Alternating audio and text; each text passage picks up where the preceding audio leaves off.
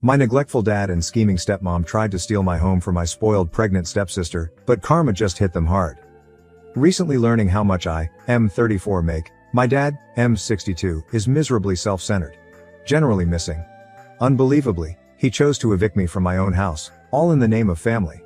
My stepsister and tiny gem, Ash, F29, who can do nothing wrong, has miraculously become pregnant. She struggles to find herself a place to stay as her highly self-reliant aspirations are those of an escort and an OnlyFans model. Now dad wants everything fixed, and I am the fixer. I regretfully had to part from my house and my hard-earned money with this woman since she made all the wrong decisions. The man my dad openly turned off as a duty several times is me. Ever since he learned about my new residence, job, and shockingly low income though, he has become somewhat sensitive about our shared blood. Although I'm not thrilled with him constantly telling me who my father is, he also wants to deepen the ties I have with his wife and her daughter. She is my dad's child as well, but I was banished far too early to establish any type of relationship with the woman. I'm glad I didn't since I would have been somewhat let down. I simply want to remind everyone before you all start that I'm here to let out my feelings. I have ideas, opinions and sentiments to put down. Though you may disagree and they might not sound good to you, I am just letting you know regardless since, to be honest, I have no one else to tell. Now let me present my half-sister Ash, short Ashlyn. She is literally making her dad proud. She is about 5 years younger than I am. Dad is delusional as this woman is out there only serving as an escort, sleeping with a bunch of OnlyFans, and my father calls her his pride. You did really read correctly. I suppose he is not familiar with the major deal. Someone is going to tell him. Though I'm not too conservative, I try to concentrate on my morals and profession. When I have the time to get to know them better, I court women. There is occasionally a spark, but other elements also play a role including vast distance and availability problems. Other times, one finds absolutely no understanding. I try not to spend random nights sleeping with anyone. I ought to wait for the proper woman. I get sick looking at a large body count. Guys displaying it like a medal is repulsive. I'm not sure why. Still, this is what I live by in my own life. Unfortunately, my sister holds the reverse view. She most certainly no longer counts her physical partners. She is now an escort, which personally repels me. Moreover, it is quite harmful as well. Certain guys enjoy performing odd activities for escorts. I have no idea how someone would view working like that as being acceptable. She then posts indecent movies and pictures of herself on the internet in order to profit from it, but she finds little success there. She most likely lacks knowledge on how to start the traffic, but for whatever reason it is a flop. From what sources am I aware of this? Here is an awkward story. My friend mentioned it to me. Ash asked him if he wanted to have fun after texting him once following their drink meeting. Hearing the narrative, I had already warmed up a little when the man left with my sister, but he said it was only after he realized she was my sister. He told me she had emailed him the URL to her page, and he showed me too. I'm not sure whether he is speaking the truth. She breaks constantly and begs dad for money, hence I believe she isn't doing very well. I never told dad either. I couldn't even bring myself to question her about it straight. I observed her answering a call then seated in the car with an old man another time. He left her flowers and headed off. She would sneak back into the house at strange hours through the window. This became evident when I used to return home over holidays from college. Though I'm not sure if she is still at it, I do not want to be involved in any of it. I'm glad about having a respectable post where I work. At last, I haven't lived much with the new family since my dad was disturbed enough to send me away any opportunity he could have. But I have seen Ash close enough to claim she follows her mother, Marissa, F58. Marissa thought she was really the icon in her heyday. She was really beautiful to men like my dad and used to be a flight attendant. If you know what I mean, she is now a regular botched face Karen. She runs the sort of neighborhood childcare and has hands like those of a claw, nails longer than her lipstick. Odd how parents would leave their children with someone like that. She could point out a child's eye with such long nails. She is, nevertheless, exactly as pokey as her nails. She loves to create trouble in other people's life and opinions about anything. She has more plastic in her body than the sea and a quite terrible voice. She is as real as phony leather. She affects dad for the worst. She didn't want to raise a child that wasn't her own, hence I think she was a big factor in my dad not thinking twice before sending me 8 years to boarding school. Let me then introduce you to my dad. Actually, he is more the main cause of all this. Having lived a complete life, he believes anything he does in life is justified even if it is far, far from it since he understands better. He laments having me since I'm not like him. Thank you God, I am not. My mother was a formidable woman. She looked after my dad well and clearly knew her priorities, yet they clashed. I should never forget that she used to tell me dad was just a different person, not a horrible one. He will always be my dad regardless of what happens. She was a good person though. She didn't want to contaminate my views against my father. He was definitely as intolerable to her as he is now. Few months later, they split and divorced. 4 years old at the time. 2 months after the divorce, my dad then wed Marissa. When I reached 5, they had Ash. Later, my mother passed away in a car accident. She was out to come pick me from school, so I can't forget that. She had always been on time, she just missed 10 minutes once. Though it seemed to me like an hour, it was only 10 minutes. A drunk hit her at a crossroads. He made it, she did not. A few years ago he got a DUI, and I was left alone permanently. I waited in the school. It took them 2 hours to arrive to pick me up. My dad had come, hence I was misled and puzzled. His irritation when he turned to dead-faced Marissa and asked what they should do about me will never fade. She answered, "Your kid, your problem." Specifically, Dad. "You cannot now come and tell me I will have to look after your spoiled child. At last I have steady work and oversee some side enterprises. Since I turned 15, I have been earning and have worked quite hard. I started boarding school, then moved to college, only visiting over the holidays, so I started living alone 8 years ago. I recently bought a property after working very hard to reach where I am. This is a wonderful modest house, far better than the apartment I had with buddies. I felt I would never be able to reach this life aim. Actually, I just moved in last month. Although I might not like my family much, fundamental politeness was to involve them in a moment this significant, thus I asked them to the housewarming as well." Watching his response was quite depressing. As he inquired about the furniture, the architect and the interior designer, he seemed jealous, to be honest, a bit annoyed. When I provided him what I believed was sufficient information, he answered with taunts such as, "I wouldn't know, you never bothered telling me," trying to get attention and clearly show our weak connection in front of friends and business associates, including my boss. 1 week went by and he called me. I had an intricate job to oversee while at work. I accepted since he mentioned he needed to meet urgently. When I got home, Marissa and puffy, red-eyed Ash were glaring from the living room and I avoided her. Dad was in the kitchen pulling beers from the refrigerator. He gave me one, and I graciously turned him down fearing what he might say. When I asked him what he wanted from me, he furrowed his eyebrows and answered another question, asking whether I had lately started complaining about us. Not sure what he was getting at, I scowled in uncertainty. He invited me to hang in the living room with Ash and Marissa. I nodded and turned to settle on a couch across from the two. Ash folded her arms. Marissa rolled her eyes. Dad came in and sat with them facing me. Leaving his beer bottle on the sofa table, he leaned back. Then he wanted to know whether I was blind. There was a pause, probably bewilderment on my end and rage on theirs. He said before I could reply that I either choose not to notice things that ought to be seen or I am blind. He stated I had most likely become somewhat proud ever since I bought a property and avoided looking at the individuals who really mean something to me. I groaned and asked him what he meant by all of that, wanting that he would be more explicit. He blew sarcastically, then informed me I wasn't disturbed by the dire circumstances in the room. He stated I had elected not to offer or be of any kind of assistance and that I had chosen not to notice the family was in risk. I obviously asked him what risk he meant. Glancing across at Ash, who rolled her eyes and declared she was pregnant. Like any other person, I wanted to congratulate her, but she started crying before I could. Marissa hugged her and advised me to be concerned enough to find out what's happening at home. Dad stated Ash recently discovered she was pregnant, and the lad who caused it had broken up with her since. Marissa also mentioned that Ash has decided to maintain it, hence our basis for next decisions should be based on that. Can she afford it? All I could say. Ash and Marissa stared death at me. To be honest, I meant good. I was worried. I was actually ready to help her, but in my thoughts I had already imagined perhaps they wanted me to contribute financially. Dad then got up and moved over to my side to sit down with me. That's why he called me, he stated afterwards. He added that although maybe my mother neglected to educate me how to be a good brother, brothers would throw their life away for the comfort of their sisters.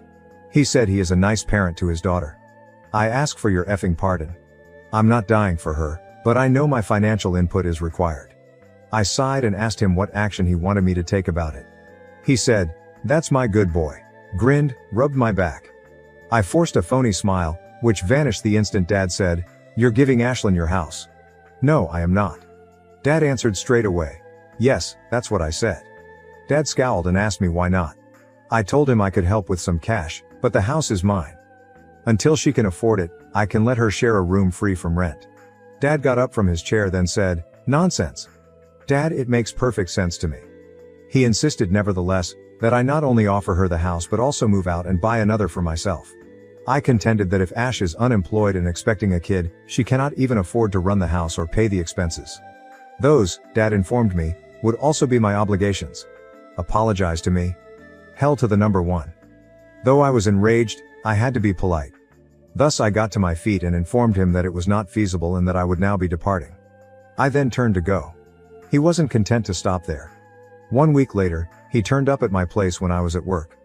I'm not sure how he entered or where he picked the keys from, but when I returned home I observed men loading boxes loaded with my belongings outside the house.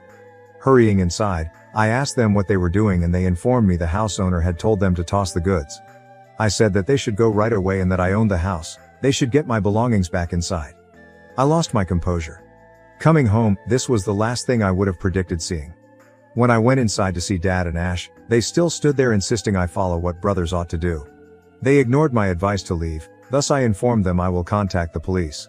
They went at last, badmouthing me, applying curses and things. Though I know this is a lot to read, it was much worse in person. 1 week has gone by and I'm posting here since I kind of feel horrible about it. Was I in error? I feel like they need me and I shouldn't cut them off like this, but I also feel like my actions for them have limitations. Growing up, their disconnection and lack of concern for me infuriates me. Today, they ask me to lay my life down for them. Bit much, not sure what you mean here. Tell me, let me know. I couldn't even get my buddies involved in this. Right now you are all I have. Update. Hey everybody. I hope every one of you is good. I posted 1 week ago, and to be honest I didn't expect the attention it attracted. As the comments arrived, some made me doubt a number of things. Not too long afterward though, I decided not to break off my family completely. This came about via Ash calling me.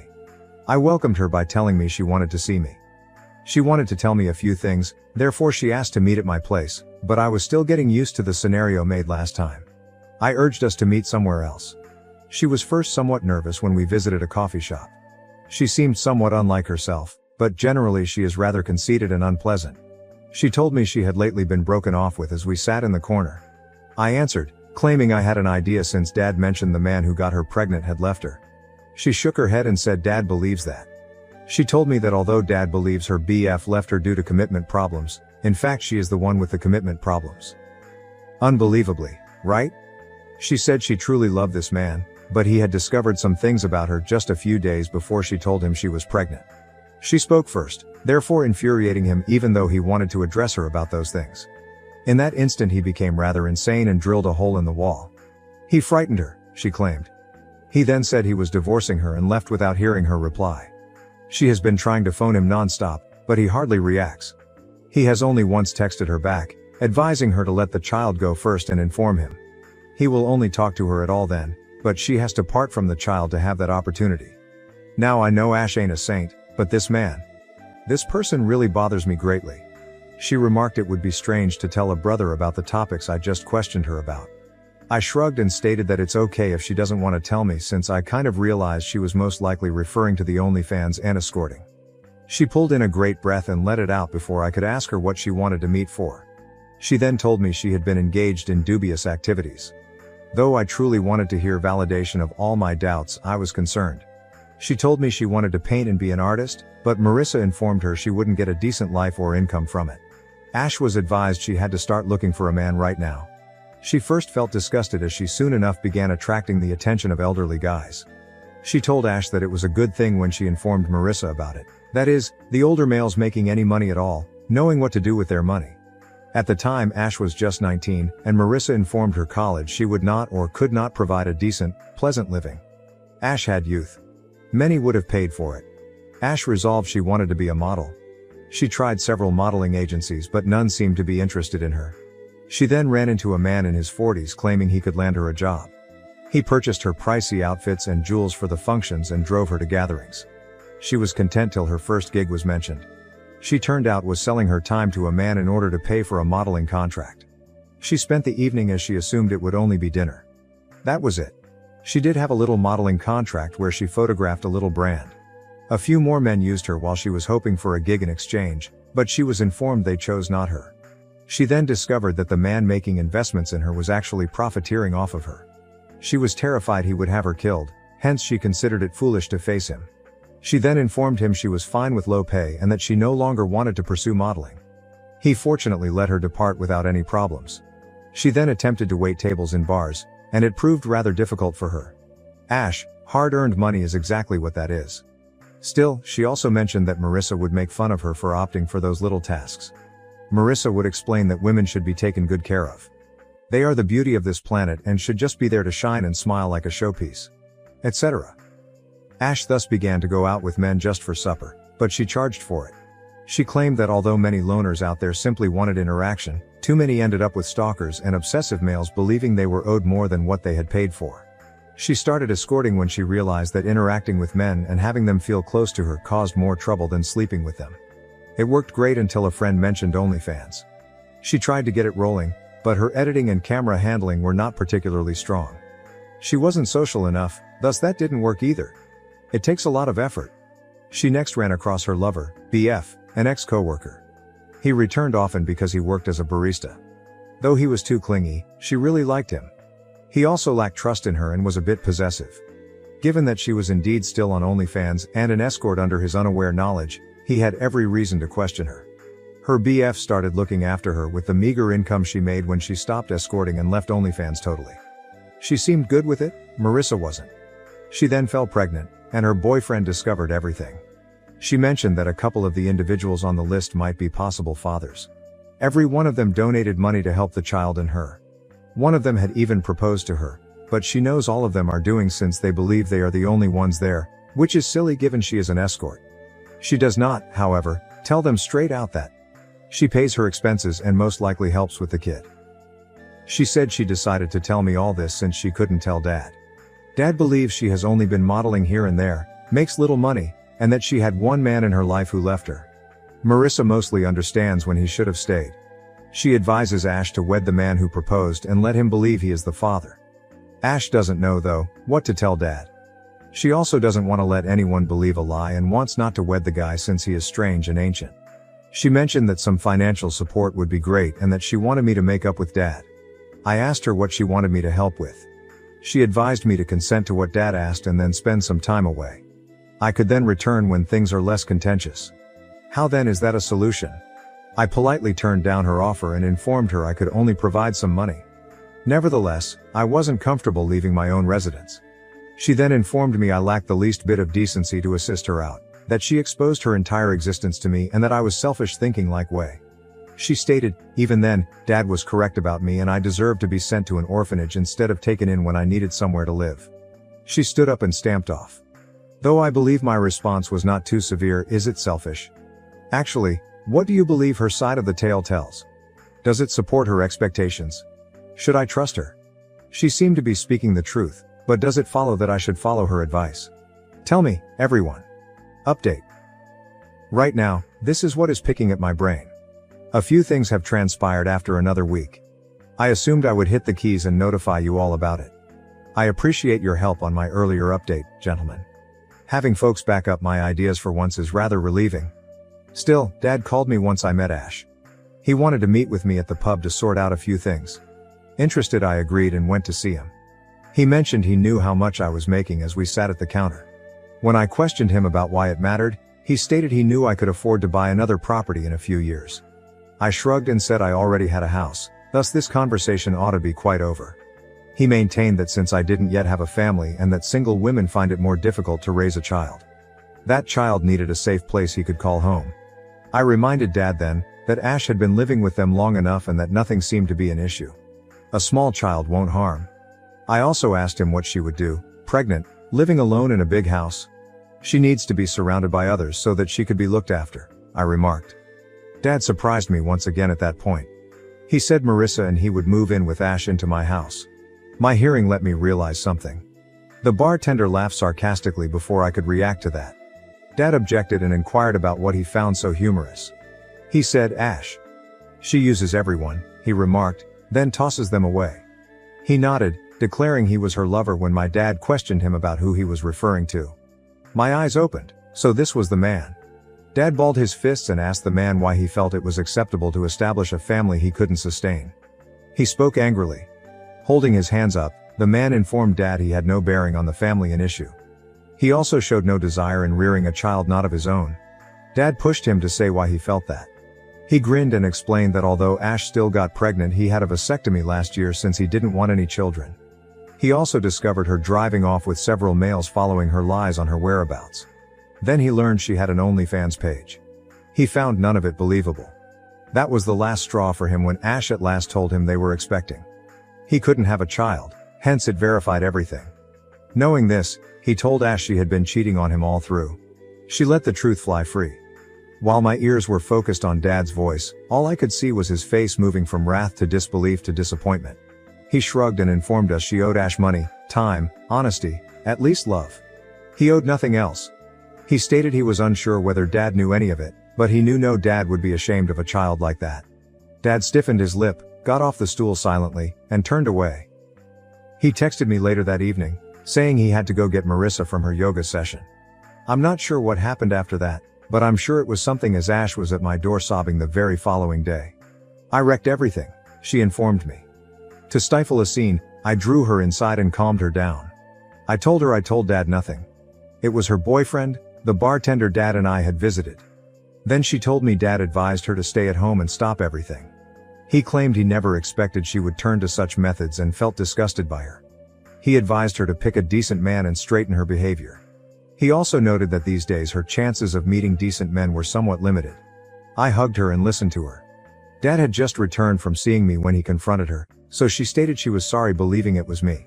I forgave her, then she returned home. She added that Marissa was really quiet when Dad was discussing wonderful women and their loyalty, like she couldn't say anything, while she was raging and telling me how terrible she felt. Ash stated it's among the topics Marissa avoids talking about. She answered that Marissa couldn't have an opinion since she is yoga, so I asked her what she meant by that. I could only grimace in perplexity before Ash carried on crying as she related what else had transpired. Yoga, said stayed with me. Actually, what do you suppose happened? Will Ash still be Dad's pride source? Nobody has approached me ever since. Still, I will see and let you all know. I know y'all probably didn't expect me to get back to you so soon, but I couldn't help it. Update. 2 days after my last upload, and I am here for the ones inquiring. Although Ash's ex's name is not important, we may call him Bob. This is the fresh bit. I saw Dad the day before yesterday. I informed him I had some decisions made. I said I was ready to let Ash use a room and I wanted to assist raise her child. I would be fine paying for the diapers and other supplies, but she needs to start working right away. Dad informed me then that nobody would be with the kid, hence I advised her to attempt working from home or freelancing. This time, Dad wasn't his usual nasty self. He stopped and then let out a sigh. Telling me he felt I despised him, he settled on the couch. He was correct, but I probed him about his reasoning. Mom despised him too, thus he said, which was why. She never said that. I told him fast. Instead, she constantly stated Dad loved me and worried about me. I told him the only reason I felt let down at all was how inaccurate my view of Dad was. Mom told me all that. Then from Dad I sensed only absolute neglect and lack of caring. Rubbing his eyes, he confided in me he loathed himself for many ways. He stated he liked Mom, but they hadn't known enough to determine whether they were really each other's type. He sighed and added he had to marry her since he got her pregnant. Though he never felt the spark between them, she was a good wife to him. He next crossed paths with Marissa. I could feel my insides tingling at that. I remained motionless. None of this was known to me. Dad told me Marissa sparked a flame in him he never knew he possessed. He caught emotions before he knew it. He was quite delighted with her. Marissa became pregnant too before he could negotiate his way through rights and obligations. She was pregnant, therefore it was too late even if he informed her it was bad. He urged her to wait. He wanted to tell Mom first, but Marissa came to our house feeling nervous. She reported everything to Mom. She explained everything to Mom. Dad took it when Mom challenged him. Mom was really hurt in this quite unpleasant episode, yet even then she remained courteous and requested Dad for a divorce. My parents separated. Y'all, Dad had an affair with my stepmom and got her pregnant. I'm not sure just how much worse this dude could be. Dad stopped and glanced across at me. He stated he had to return me home after spending a good year with Marissa when Mom passed away. Marissa despised every aspect of it. Again, driven by guilt or something, she was worried that Dad could put me before their kid somehow. 3 years later, he sent me off to boarding school, and subsequently I never had to remain home long enough to cause Marissa any trouble. Love makes you do stupid things, he remarked, and I wanted to punch this man in the face, but I restrained myself. Turning back, I found Marissa standing in the gateway carrying a water bottle. She claimed to be just heading to the yoga class. Setting her bottle on the table, she headed into the kitchen. I blinked, then she was back and was through the door before I could think clearly. Numb, hence I followed her out. I grabbed her water bottle to give back to her. She had already got in her car and was leaving when I came out. To help me to relax, I silently sat in my car and gently drove after her. She pulled out from parking outside a yoga club. She turned to glance around her and then began down an alley. She once more turned around and climbed into another car. She kissed and hugged the driver and they headed off. I was hardly able to blink. I locked my jaw, parked, got out, and entered the yoga club. When I asked them about Marissa checking in, they denied providing personal information. I insisted I was at least told if she were there, saying I was frightened about her.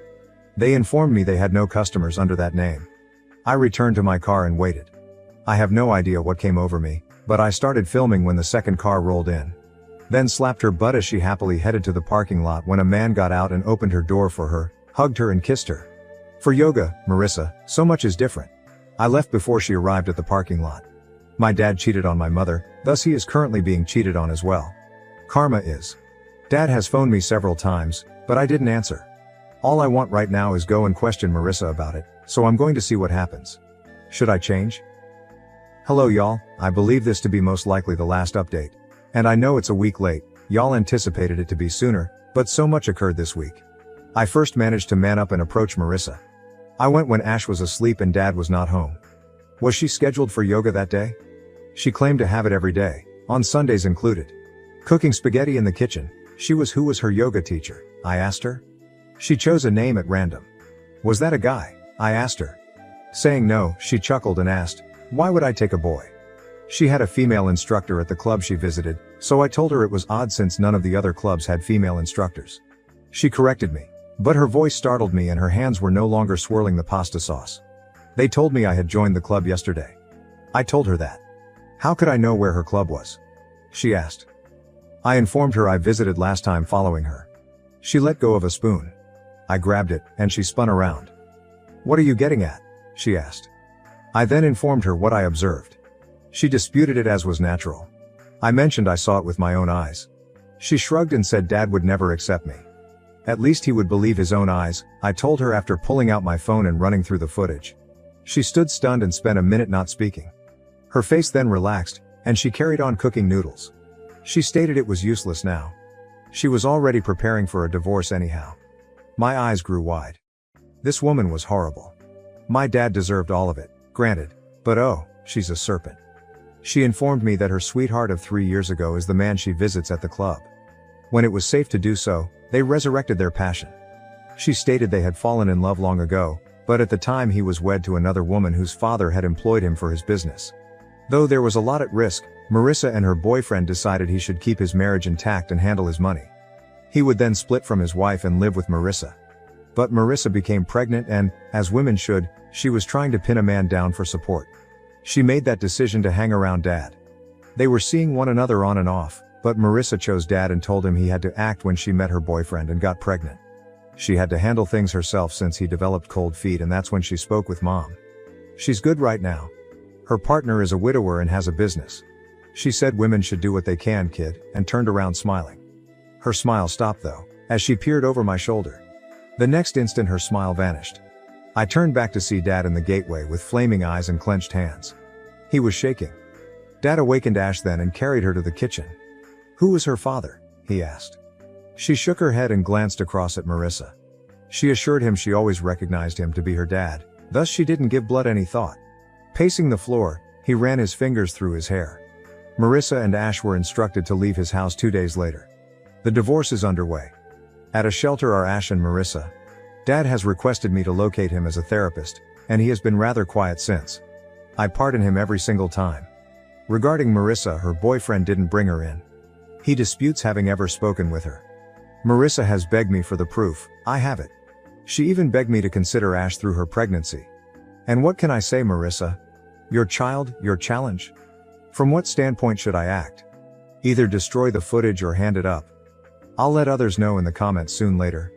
I appreciate you joining me and for your ideas and encouragement. It means a great deal. Thank you for watching. If you haven't subscribed yet, please do so and hit the notification bell to stay updated with more shocking real-life stories happening around you.